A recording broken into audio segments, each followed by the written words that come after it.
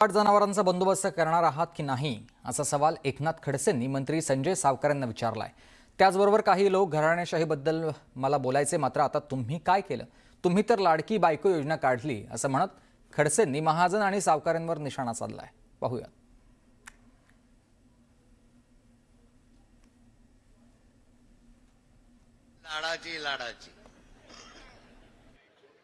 लाडकी बायको योजना काढल्यामुळे घराणेशाही नाही का?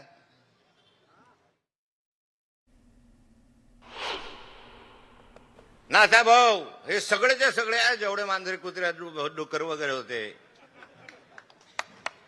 हे नाथा भाऊला म्हणायचं, नाथा भाऊ तुझ्या घरात घराणेशाही आहे म्हणायचे की नाही म्हणायचं? नाथा भाऊच्या घरात घराणेशाही आहे म्हणायचे। आणि आता काय चाललेलं आहे?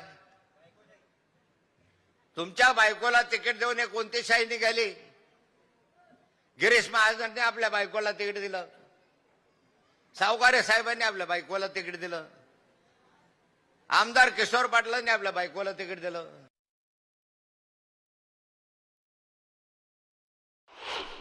पण आता नवीन फंडा काढला,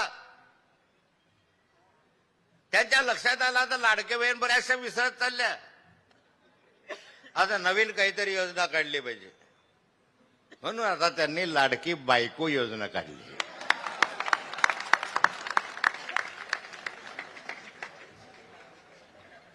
माझी लाडाची लाडकी बायको योजना काढल्यामुळे घराणेशाही नाही का?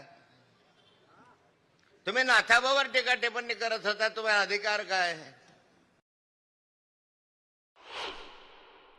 तुमच्या बायकोला तिकीट देऊन कोणती शाही निघाली?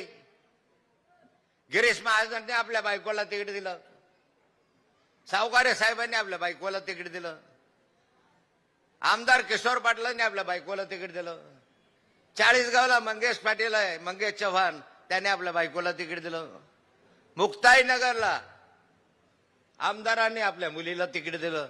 ही घराणेशाही नाही आहे? ही घराणेशाही नाही का?